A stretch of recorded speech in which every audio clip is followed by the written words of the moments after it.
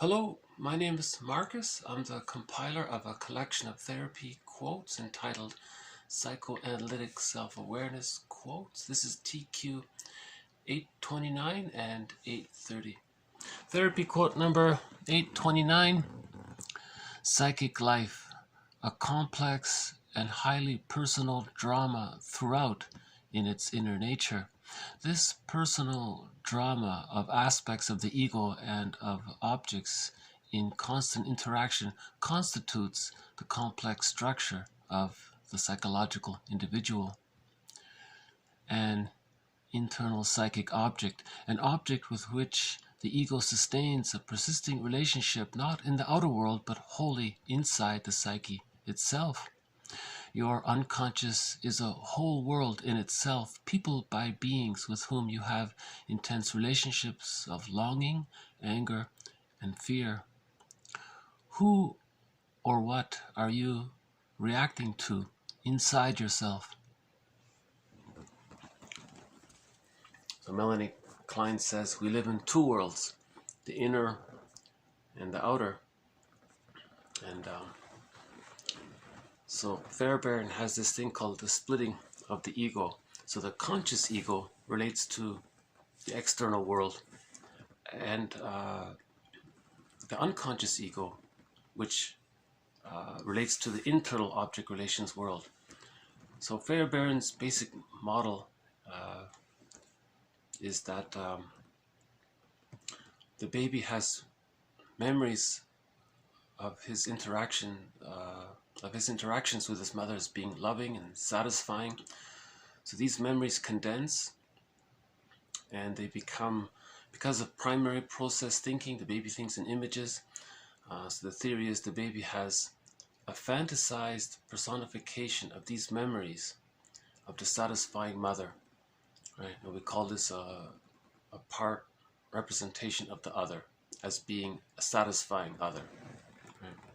Now that's linked to a part self-representation of being loved and satisfied. Right? So that's one relational unit, the satisfying other and the satisfied self. Right? Another relational unit, sometimes the mother promises to meet the child's need. So she's sort of enticing there. There's a hope there.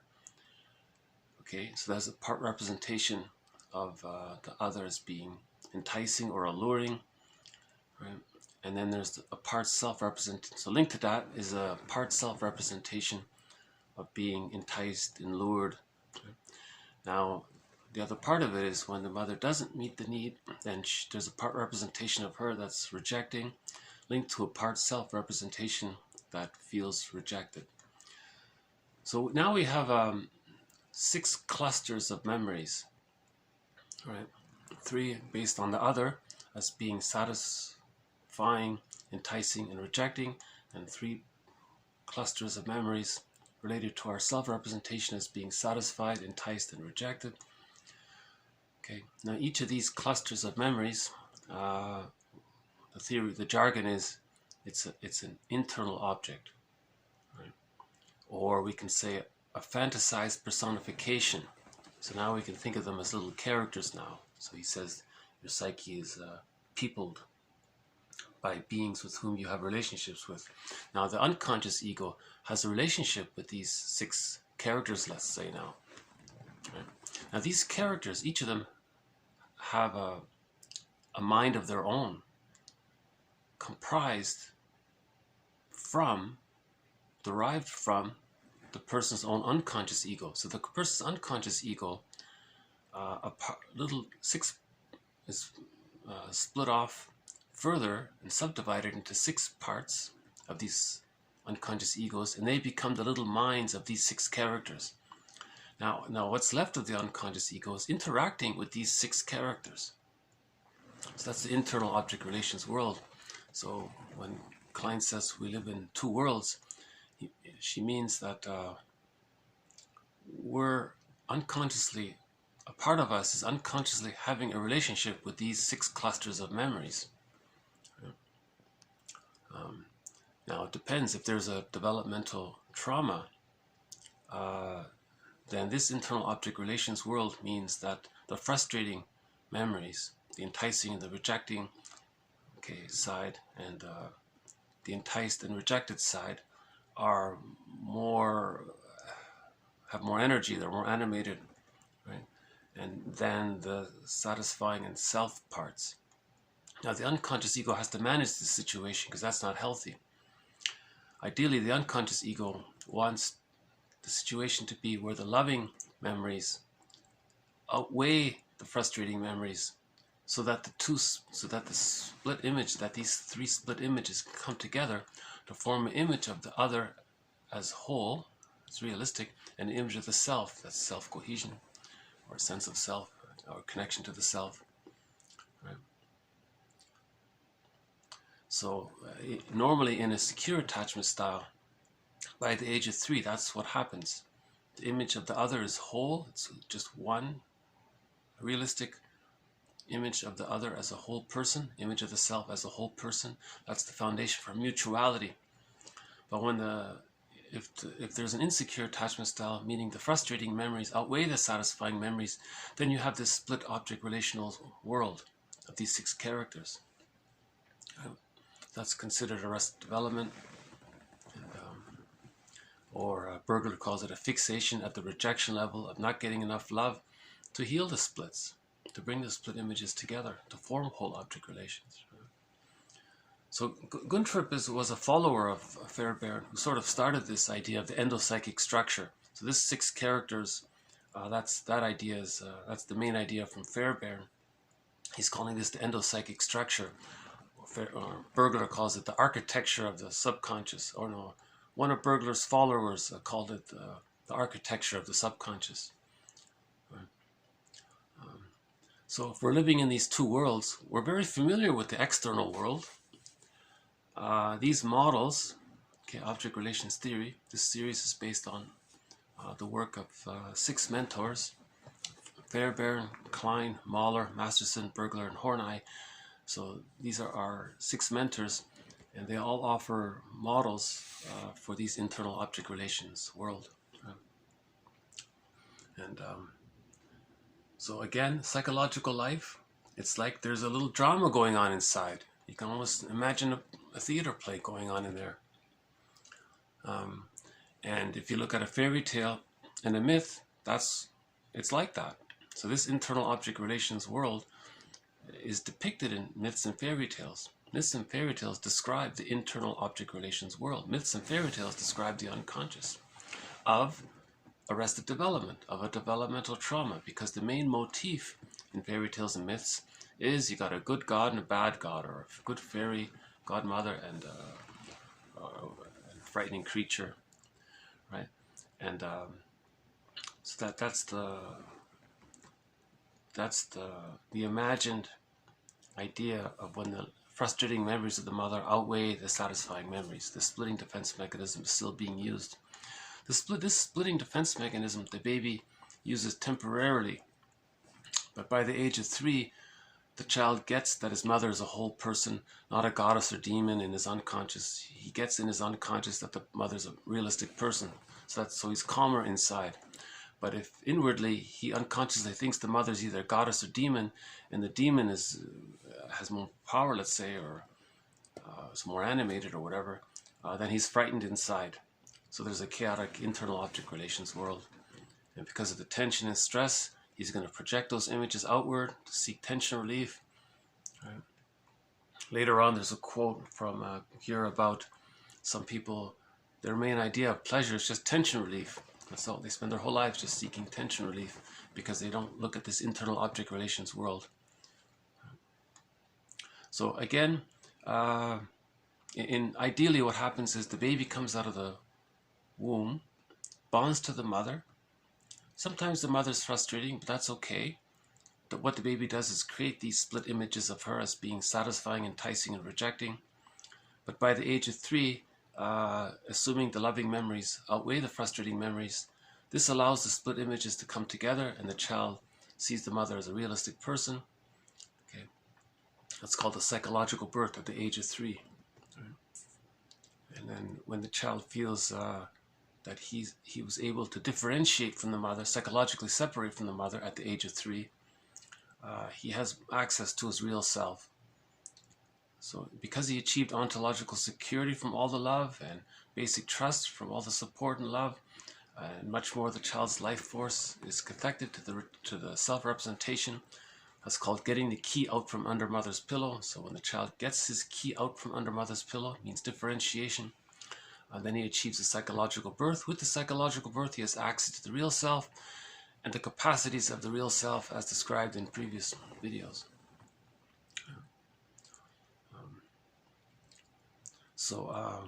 Again, from birth to 6 months, that's called the stage of symbiosis with the mother in the psychological world. And beginning at 3 months, the baby begins the differentiation process. By 6 months, he hatches out of the egg, the symbiotic egg. But then this hatching process continues for another 2.5 years to reach the psychological birth at the age of 3. Right? Now, if the child's too frightened, he can't leave the mother. He's still stuck in the symbiotic fusion with the mother. Right? So that leads to this internal object relational world where you got this frightening image of the other. Now remember, these images are wildly exaggerated because of primary process thinking, because from the baby's perspective, the mother is the giantess in the nursery. So this image of the frustrating mother can be like an Orgus, or any kind of frightening character in a fairy tale or myth. Yeah. Now the loving side can be a fairy godmother or a goddess, a divine being, a supportive, first a wise character, a wise woman, a wise person, right? Something that loves and supports can be on one side, something that frightens and hurts, and that's on the other side. Arrested develop means that the frustrating side outweighs the satisfying side. And the person stuck there, it's a developmental trauma. And when there's a trauma, the psyche seeks healing. So what the psyche does, the psyche gets the unconscious ego to project these 6 characters. It's as if the unconscious ego is holding a film projector, and he's going to project these characters. 1, 2, 3, all 6, any combination. You can flip them around, okay, onto others, so that the conscious ego can see what his internal object relations world through the projections. So this seeing what's inside, it's kind of like creating your own mirror. Laughlin calls that the mirror mechanism, mirror defense. Right? So if a person has very strong attitudes about others, that means one of the 6 characters is being projected outward onto the outside world. Right? So the past videos have focused on this internal object relations. Many of the quotes from 904 to now 930 have been by Guntrip, one of Fairbairn's followers. He did a pretty good job to help clarify the model, Fairbairn's model. Guntrip and Solani, those two really helped, and Masterson, of course, too, right, helped to clarify this model. But this model is also dependent on Klein's work and Margaret Mahler's work. Yeah. Bergler and Horney sort of have their own little things, but they complement and add and support each other. Right? Who or what are you reacting to inside yourself?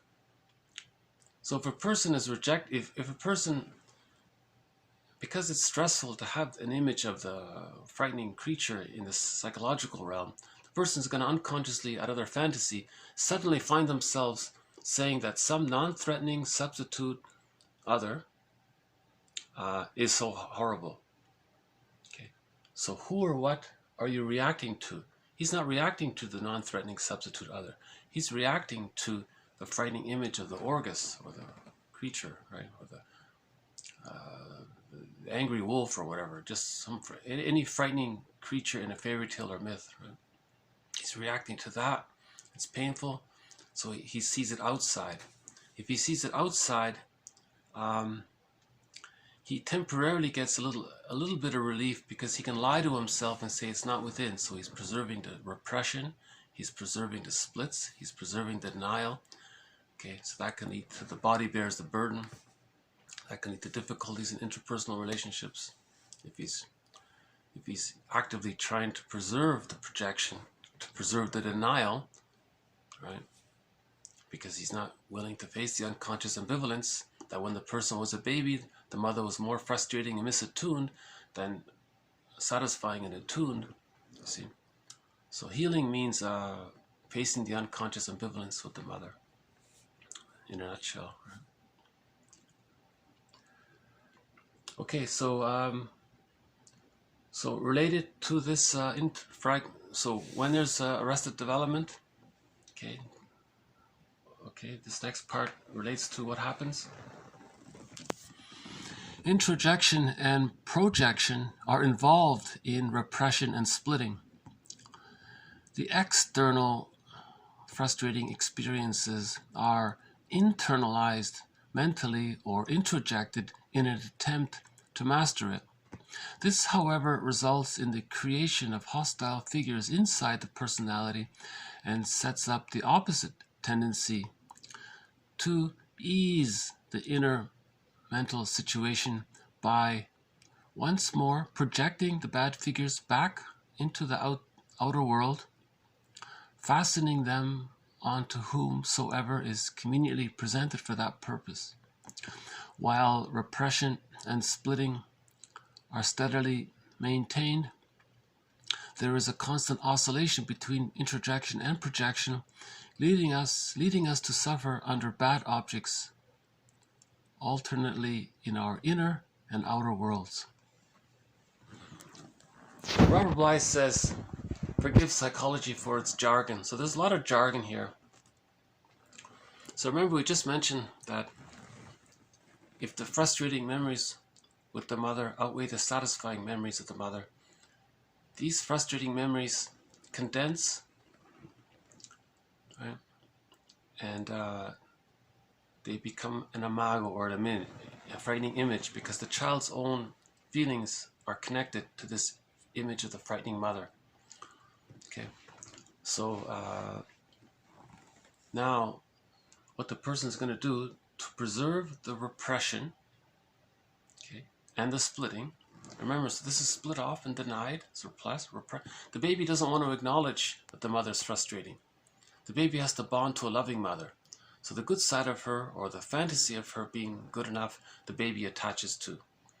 But he's also attached to the rejecting side of her, but more so. But then he's got to deny it. That's developmental trauma, to do that.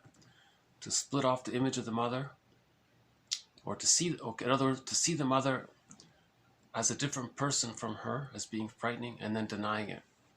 So the baby thinks it's Jekyll and Hyde. The baby thinks the real mother is Jekyll, and this Hyde character is some other person, not realizing that the same person is both Jekyll and Hyde. So the baby creates this Hyde image and then denies it, not realizing that it's the mother. He can't admit it. So it's called splitting. Okay, it's two split images, and that one side he represses, denies, disavows. Okay.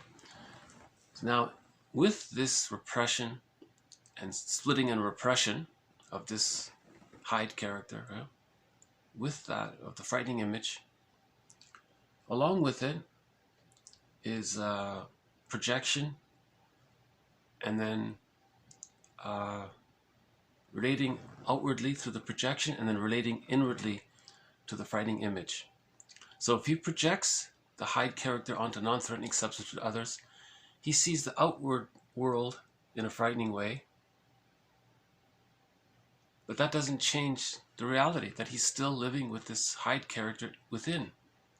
So he's oscillating between relating internally with this frightening character and externally with this frightening character when he projects it. Then he sees it, and he oscillates back and forth between the two. So he's preserving the split and the repression and the denial. And of course, what facilitates this are rationalizations, long lies, long excuses, false logic, all this rhetoric and logical fallacies. And when he tries to convince others that this non-threatening person is the Hyde character in reality, he's using any kind of rhetorical device, like a straw man, red herring, circular reasoning, equivocation, innuendo, painting pictures, cherry picking, appealing to other people's fears. One quote said that somebody wants to get others to channel their frightening image. So all of these logical fallacies are used. Equivocation is used. We mentioned before, the best way to tell a lie is to include a few little crumbs of truth in it, or to omit important information. You say something, but you omit what's important, thereby deliberately leading others to come to a false conclusion. Sins of omission, or a half-truth is the father of many lies. So a person doing all of these, using all of these rationalizations, as discussed in previous videos, he's doing that to help him preserve the split and the denial of this Hyde character within. He doesn't want to admit that Hyde is his mother. This Hyde character is his mother, or any variation or any form that this Hyde character can take. A Medusa, or a frightening god, or a bad witch, all of these characters. Hundreds of them, thousands of them maybe. So that's the idea of how the person is relating to two worlds. We live in two worlds. He's relating to this inwardly. His unconscious ego is relating to this frightening image of the unsatisfying mother. So he's stressed inwardly. To get some tension relief, he's going to project it onto non-threatening substitute others, so he gets temporary relief. Of course, that's temporary, but he'll keep doing it. Again, still temporary, he keeps doing it. So he's oscillating and living in both worlds of this inner frightening image, memories of the frustrating mother, and seeing others as being the frustrating mother. But the psyche is doing this. The positive intention of this is the psyche is desperately trying to get the person's own conscious ego to recognize all this. Grief is healed when it's witnessed by a caring other. These models and these quotes are helping us, I believe, to be our own caring witness. When we can be our own caring witness, that helps to calm down and soothe the internal object relations world, and then we project less. No need to project because there's less tension inside. If we're soothed inwardly, then we're not going to project these frightening, tension, provoking memories outwardly. Then we're interacting outwardly in a more realistic, honest way. So life is better. Life is better if we're calmer inside and we're seeing, relating to people in a more, recognizing people with their full subjectivity, respecting the other as a person in their own right, not in your unconscious fantasy that there's some kind of goddess, seductress, or demon, and reacting that way because you're seeking tension relief from the internal object relations world. Okay, a little bit more on this theme. Okay, projection and introversion. Either projecting the inner scene into or forcing it on the outer one and behaving in socially unrealistic ways. So that's what we just talked about. Or if we don't do this, we withdraw, turning feelings inwards onto fantasized objects. The child who finds his outer world frustrating turns inwards, and he turns his own mind into a place to live in. Okay. So sometimes the baby is I'm not 100% sure why it happens, but sometimes the person won't project the frustrating image, the Hyde character. Let's just stay with the Hyde. Sometimes the person won't project the Hyde image or the frightening representation of the mother onto non-threatening substitute others. Sometimes they don't do it, they just keep it within. So he's calling that a form of introversion. Now they're living in this inside world, a place to live in. So this is more about, they're relating more inwardly. So they seem more withdrawn from social interactions. They're more on their own kind of thing. Right? So these people are traditionally not, they may have like a social mask when they interact with others, but emotionally they keep to themselves much more than the average person. Right? So that's in relation to the schizoid pattern, right? That's in the realm of the schizoid pattern, when more and more of the emotionalities within and the life forces within, and more relationships. It's almost as if the person is living more in this internal world than in the external world, right? So that's moving. That's the schizoid area when we talk about that.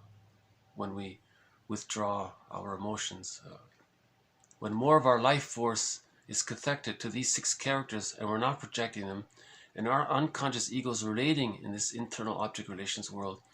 And so we're dealing mainly with fantasies and all this, and we're not really relating genuinely with others outside, because we're afraid of projecting them. So I think later on there's a quote up from here about how some people are afraid to project the enticing or the rejecting, or the enticing seductress character onto another person, because it's too strong. The need is too great, so they're afraid. They're afraid of all that, so they just don't bother. So they're withdrawn that way. So that's more about the introversion world is in relation. So when we use the word introversion, that word can be, as a very broad term to describe many situations. One situation is this more fear of projecting the enticing seductress character onto someone else, because it's unrealistic. The person has great hopes, they can't be met, so they're not going to bother trying, that kind of thing. Yeah, okay, so that's the next part here. So if that's the case, we can say that's love made hungry. Love made hungry is the schizoid problem, and it rouses the terrible fear that one's own love has become so devouring and incorporative that love itself has become destructive. The schizoid, or a person with the schizoid problem, sees the object as a desirable deserter. Okay, a person, another variation is the depressive one sees the object as a hateful denier.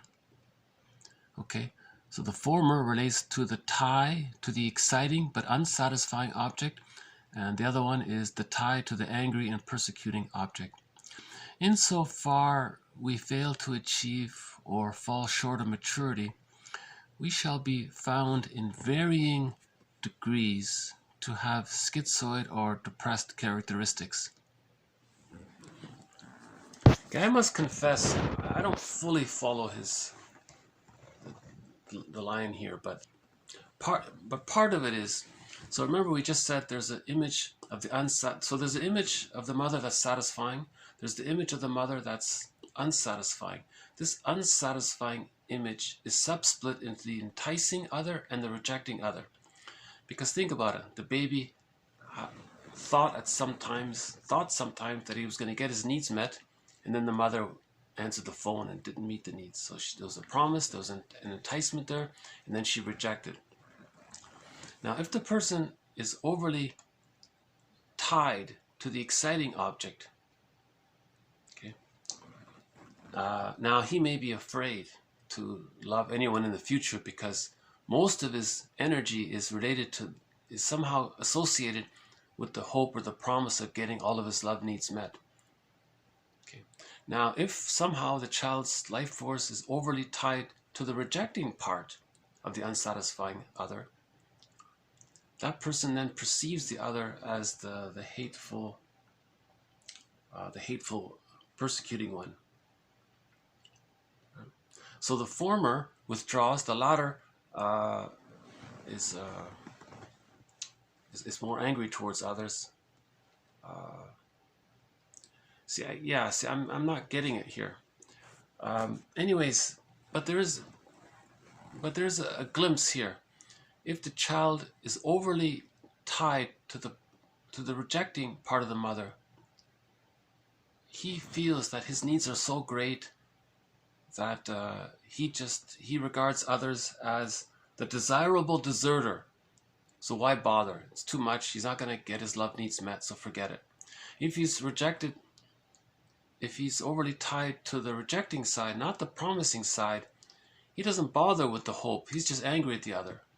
So that's the hateful other. What did he say here? The hateful denier. So this person sees others as the hateful deniers, where the hopeful one sees as the desirable deserter. See, so the baby, so let's go back to the baby. The baby is breastfeeding. The breast, some client says baby, the mother is the breast mother in the beginning. So that's just, sometimes she just keeps it short and says the breast. So the baby has the need to be, is hungry, needs to be comforted and held. So the breast is supposed to be there. So the breast is desirable, but it's deserting. The breast leaves. But the baby still thinks the breast is desirable. But the breast is not available, but he still thinks the breast is desirable, but it's deserting. Or if there's too much trauma in this area, the baby skips that and just overly identifies with the breast as being the hateful denier. Okay, the hateful denier. You see, something like that. So it does seem to me that if the person's withdrawn, they still have the hope for love, but they still believe that love exists. They still believe that that mothers can be good enough to meet the baby's needs. They still believe in that model, right? Whereas the other side sort of gave up on, or they're too removed from that. They don't have memories. More of their memories are about the breast being unavailable, never being satisfied, let's say. Something like that. Yeah, so we'll follow up on this one later on. I think because what happens is, from birth to 6 months, this splitting situation is like that. But between the age of 3 months and 6 months, these splits gradually come together because the loving memories outweigh the frustrating memories. Okay. So at the age of 6 months, the child differentiates out of the symbiotic union with the orbit, but the child has ambivalence towards the mother. The child sees the mother as more good than bad, let's say, or more satisfying than frustrating, and he can accept that the mother's frustrating sometimes. So there's an ambivalence there towards the mother, but he can hold it. In the prior stage, from birth to 6 months, the child can't hold the ambivalence. So there's unconscious ambivalence. There's the trauma if there's unconscious ambivalence. The healthier development is you can hold the ambivalence, okay? That means that the baby gets that the mother is the same person who loves him and who frustrates him. But in the prior stage, the baby doesn't get that. He thinks it's two different people, so there's no anxiety there. Okay. Now, by the age of 3, all of this gets resolved. By the age of 3, the child sees the mother as a regular woman, a person, her caregiver, right? Not a goddess or a seductress or a demon from his unconscious point of view. Okay. So this all gets sorted out. There may be some kind of little confusion in the jargon about what goes on between 6 months and post 6 months. There seems to be some little overlap there that I'm still grappling with myself. Right? But the bottom line is we forgive our parents. Read the Enneagram. We find out that they were psychologically incomplete, that they were caught in their existential dilemma. Our parents may have had prenatal distress syndrome. They may have had birth trauma, situational trauma, developmental trauma, intergenerational trauma, trauma with siblings, and trauma in the environment, trauma while getting their tonsils out, trauma at the dentist's office. There could have been school shock, forced relocation. Our parents may have been caught in their existential dilemma. So meaning they didn't get to achieve the psychological birth, meaning they didn't have a secure attachment style. That means they couldn't offer a secure attachment style to their children. So we have to forgive we have to see it, we have to see some of that in our parents to know the reality. It's painful, it's upsetting, But that makes it understandable why we have why we have an insecure attachment style. So man's main task is to give psychological birth to himself. If he didn't get it at the age of 3, man's main task is to give psychological birth to himself. Ideally, he gets it at the age of 3, but if he doesn't get it, then that's his primary task. That's his main task, is to give. He has to give psychological birth to himself. If he doesn't, if he ignores that, then all he's going to do is live in this seeking relief from tension. All he's going to do is distract himself and seek relief from tension. Right? He's going to, and he's just going to repeat and replay the childhood trauma and seek relief from the tension. So there's a quote more about that coming up. Okay, the next part here, in continuation with this love-made hungry situation. Okay, a person with a schizoid pattern. The schizoid person has very early in life encountered love starvation. His personal needs have been repeatedly excited without being satisfied, and he came to react to this intolerable state of affairs by getting firstly more and more hungry and needy. Then he became afraid because his love or need for love had grown so exorbitant as to seem and even be destructive. He became afraid to need and love and withdrew mentally into a state of not having any needs and feelings. Whoa. Okay. Yeah. In course of time, a definite character developed marked by detachment, aloofness, and coldness. Emotionally, he keeps everyone at arm's length, even when he is mixing with people. Okay, so we said before that the schizoid pattern, that there are various forms and degrees of it. This is one of the more extreme degrees of it. The person withdraws so much so that he doesn't feel that he has any feelings and needs anymore. Okay, so he becomes very detached, aloof, and cold, right? You can see some of these characters in movies, and yeah, I'm reminded of a few movies that feature these kinds of characters. They're very detached, aloof, and cold. Emotionally, he keeps everyone at arm's length, even when mixing with people. So they can interact with people, put on a social mask, let's say, a persona, let's say, but underneath it is the schizoid dilemma. And Masterson talks about this. He says, you know, someone comes in, they're charming and friendly, but later on he realizes, so first he says, is that the codependent pattern? He realizes, no. Is that the closet narcissistic pattern? No. So it's not the narcissistic pattern, it's not the closet narcissistic pattern. Then he realizes underneath it, it could be the schizoid dilemma. Right? So the schizoid problem can be masked over by traits of the narcissistic pattern, traits of the codependent pattern, even traits of the healthy personality. So there can be traits people adopted as part of the personality. It's not from their own structure, they sort of mimicked it. It's sort of like they picked up someone else's habits and they adopted it as part of their repertoire to preserve the denial, to preserve the to protect. See, the false self is there to protect the true self. But if the true self is so detached, then that means the person needs more of a false self, because he needs more protection of the true self. But it gets to the point sometimes where the false self, the person thinks that's his true self, because he's spending his whole life living out of this false self. Right?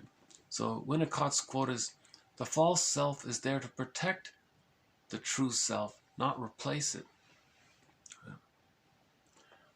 And there are some graphic terms to describe this degree of the schizoid pattern. One guy has a book called Soul Murder. One guy has a book called Menticide. Is that right? Did I get that right? Something. Okay, so I'll have to look that up. It means his real, the basic fault. Correction. The basic fault. I think some guy calls this when his emotions are so withdrawn to the point where he's. In other words, his feeling self is way lost, is way exiled in the forest. So instead of looking for a wounded fox in the forest, he might be looking for a wounded mouse in the forest or something. So it's like more distant and more harder to find. Right? It's not completely gone, but it's right. But the person is removed from it, doesn't have a connection to it. At that point, we can say he's missing his true self. Right?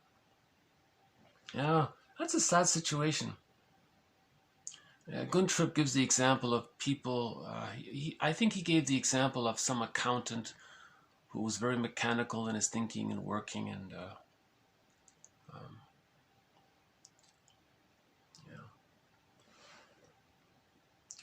geez, eh? So the lesson here really is mothers need to put the baby in her arms, hold the baby, relax. Let the baby, when the baby's hungry, let him feed. If he's not hungry, don't force him to feed. Don't use the bottle or a schedule. Follow the baby's need. The mother's there to meet the needs of the baby, not the other way around. If it is the other way around, in the very extreme, it can lead to this situation described here. Right. So, young mothers need more support for that first year,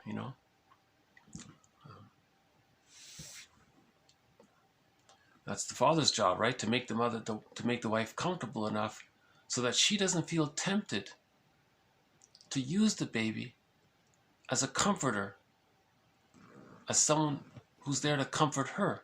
If she's comforted already by her husband and family members and she has support there, she won't feel that sneaky temptation to exploit the child and use the child to meet her needs.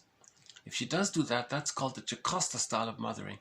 And that can lead, in the very extreme, to cases like this. So Guntrip wrote a lot about this. He has a whole book about this schizoid position here. I can't. A lot of this stuff about child trauma, I can't read. Alice Miller's hard to read. Lloyd DeMause is very hard to read. Even this book, this schizoid book by Guntrip, some of that stuff. That book by Shen Gold, that soul murder book, I can't read that. It's too hard. It's too sad to see parents be so cold towards their own children. At the very least, Bergler says, why not sublimate? Why not use what's called a positive magic gesture? At the very least, the parent could say, all right, child, I'm going to give you what I needed. Yes, it's a communication based. Yes, I'm doing this maybe partly to say to my mother that this is what I needed. So I'm going to give the good things to my baby to communicate to my own mother that that's what I needed. At least at the very least, why not use the positive magic gesture? Why not be, so in other words, a mother can be in rebellion against her mother by being good to her child to then say, look, so the mother, the person in the middle can say to their mother, see, look how healthy my child is. That's what I wanted from you, what I gave to that's called a positive magic gesture. So that's a form of sublimation. It's considered a healthier defense mechanism. At least that's available to every unhappy young mother. She can at least be in rebellion against her mother, not by projecting her frustrating mother onto her child and then doing to the child what the mother did to them. That's called a negative magic gesture. So the negative magic gesture is doing to others what was done to you to communicate what was done to you. So in other words, if the mother wasn't able to offer her maternal love to her child, and that child grows up and does to her own child the same thing in the attempt to communicate to her own mother that that's what happened to her. In other words, if a mother is unloving towards her baby, the little baby who doesn't have vocal skills yet cannot say, "Hey, mom, are you doing this to me because you're trying to communicate what your mother did to you?" But that's what she's doing. It's called the negative magic gesture. So may I refer you to Bergler's work on the difference between the negative magic gesture and the positive magic gesture. Okay, I think we have one of the birds here. Hold on a sec. Let's see. Yeah, there's one of the crows just sitting there.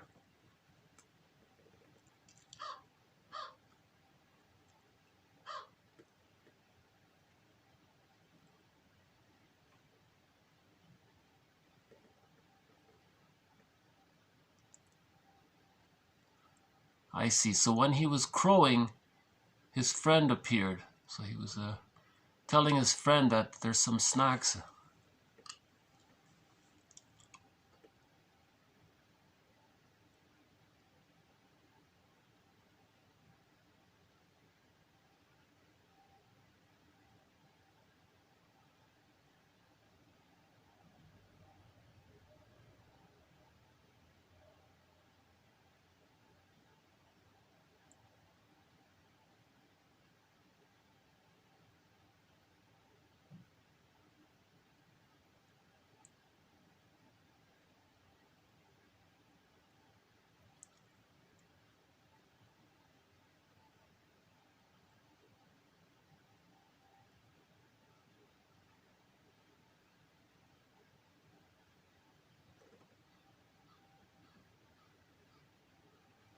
And there's another one in the distance there in the tree.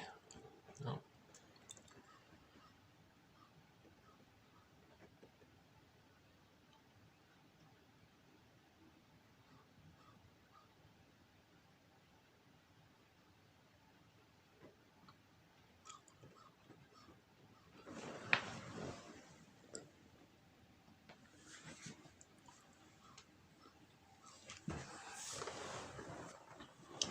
So if we're lucky, we'll see the blue jay as well. Okay, let's move on to the next one. So we mentioned before about the tension thing. Okay, here's the next part. The distinction between the pleasure motive and the personal or object relations motive is the distinction we have already made between tension relieving and true satisfaction. This runs back to the difference between mature relations on an adult level and the falling back on immature object relations on a childhood bodily level because the developmental way forward seems barred. Many live permanently much more on the level of tension-relieving activities. They feel thwarted and as if they are always missing the real thing. There is a great variety of tension-relieving processes as substitutes for fully personal and satisfying relationships. So this is the difference between the secure attachment style and the insecure attachment style. With the secure attachment style, the child is able to differentiate out of the symbiotic orbit with the mother. He got enough love to do so. Okay, that's called ontological security, basic trust. Then he has access to the real self. One of the capacities of the real self is that it allows the person to engage in mutuality. Okay. Others are respected as persons in their own right. Okay.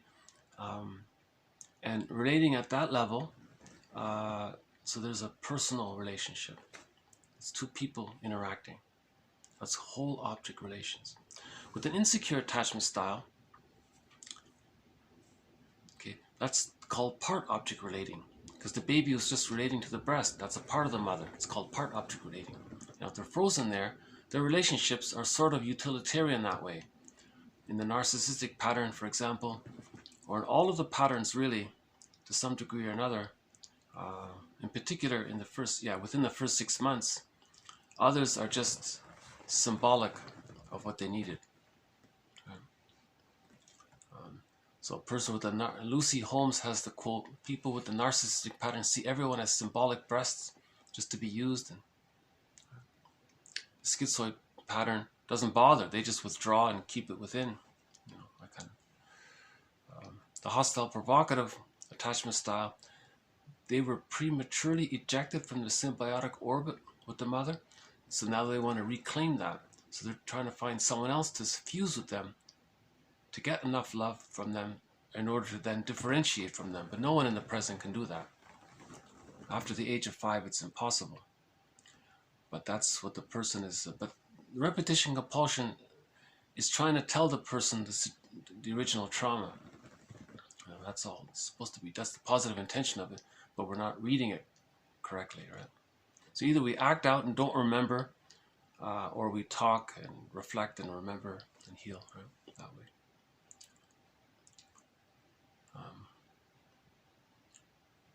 So he's saying here, if with the insecure attachment style, there's all this inner tension, many people live much more on the level of tension relieving activities. Okay, and there are lots of options for that. Okay, and he's saying that's at the baby level. The baby, someone said the baby's ego is called a body ego. So they're mainly related to comfort and physical things, physical activities, you know, shallow relationships or short-term relationships. That's more about the body kind of infant, right? It's more when people are older, they're satisfied with the emotional mutuality with others and sharing. Okay. So in other words, he's saying here, there's the pleasure motive is related to relieving tension from the arrested from the trauma. There's tension. So pleasure motive means getting release from the tension or distraction from the tension. That's the pleasure motive, right? Versus the object relations motive. Okay, life force is object seeking.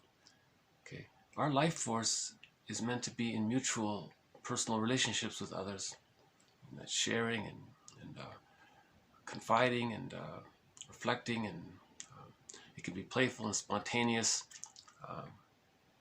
There's mutual understanding, appreciation. Yeah, the next part describes some of this object relations motive. Okay, where there's a personal relationship involving mutual understanding, appreciation, and valuation of the other person intrinsically. The affirmation of him or her as valuable in themselves. And delight in what is often called spiritual affinity, shared activities and interests, and spontaneous mutual communication and communion uninhibited by competitive and anxious feelings. Okay, so that last part there, spontaneous mutual communication and communion uninhibited by competitive and anxious feelings. It means neither side is projecting the rejecting mother onto the other person out of the repetition compulsion. So neither side is trying to still master the trauma of when they were a baby, of not getting enough love, right? So if they had a secure attachment style, that leads to this mutual relating. So that's a genuine friendship, right?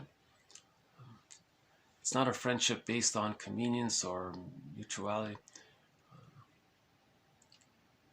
Shared interests are genuine shared interests, not based on the shared interest of wanting to project, where each side is projecting the rejecting image of the frustrating other onto some other non-threatening substitute, and they call that a shared interest. That's not a shared interest. They're just sharing their defense mechanisms. They're not relating to each other. Right? So often, I think you can see this sometimes in interactions. You meet somebody, the first thing they say is, "Well, now we met each other. One person says, I don't want to project the boogeyman onto you," and the other says, "Well, I don't want to project the boogeyman onto you. How are we going to get along?" Well, let's together find some non-threatening substitute other. And let's project the Hyde character or the Medusa character onto some non-threatening substitute other. Oh, okay, we can get along that way. But that's how they're getting along? By this shared delusion of projecting their problem onto a non-threatening substitute other? So they're not relating to each other in a personal way. They're just seeking tension relief. So their relationships are based on tension relief. Bergler, there was a quote from Bergler about two people with the narcissistic pattern. He says they have this unconscious, unspoken contract with each other. One person with a narcissistic pattern says to his so-called friend, the other person with the narcissistic pattern, and they each have the same understanding. Each one says to the other, okay, in your presence, I get to play big shot, and then you get a turn to play big shot. And we each take turns back and forth playing big shot in each other's presence. Okay. Now, the moment that arrangement is questioned or violated, or someone breaks that contract, the friendship's over. It wasn't a real friendship, right? So that's an earlier video by Bergler about this arrangement. If you can pick up any quotation collection about friendship, it'll describe a lot of this mutual caring and understanding and empathy, this intrinsic value. You love the person for who they are intrinsically, right? There's a delight in this kind of affinity with each other, metaphysical, heart-based communication. It's a heart-to-heart connection, right? Mutual understanding. You understand each other, appreciate each other, you value each other as persons in their own right, intrinsically. Okay.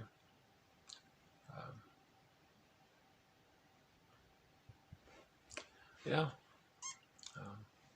They're your confidant, let's say. I think these conversations are a little creative, they're fun. They're not based on putting others, gossiping or putting others down all the time. They're more about each other and about sharing ideas maybe, or... Okay, so in other words, when a person has what's called an object relations motive, a whole object relations motive, okay, that's one way. If they don't have that, then they feel tension, then they seek the pleasure principle, just tension relief, comforts and emotional eating and a series of short-term relationships, or those kinds of things. So I guess sports, and a lot of sports and music, entertainment, a lot of entertainment, sports is about tension relief. And that's not to say that the person with whole object relation doesn't feel tension sometimes, but the personal relationship offers a kind of mutual comfort that way, so it's less likely. In other words, it's better to have a heart-to-heart conversation with somebody over coffee than to just than the alternative, I guess. Okay. Let's look at the next one here. Some people are so dominated and overlaid by the personalities of their parents in their mental makeup that they have never been able to develop any personality that could properly be called their own. Quote, one person said, quote, "Before you marry a girl, have a look at her mother." Okay, this is the politest way of talking about identification with the aggressor. Oh, hold on a sec. Oh, well, that was quick. The crow arrived, took a piece, and flew off in under a second. So, the theory about identification. Hold on a sec. One of them's back.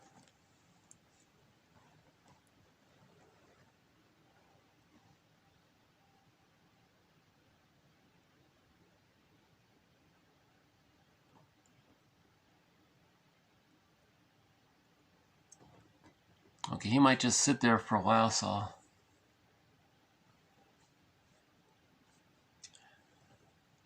Okay. Sometimes they just sit there for a while, so if he jumps, I'll come back. Okay, there's the jump, yeah, okay.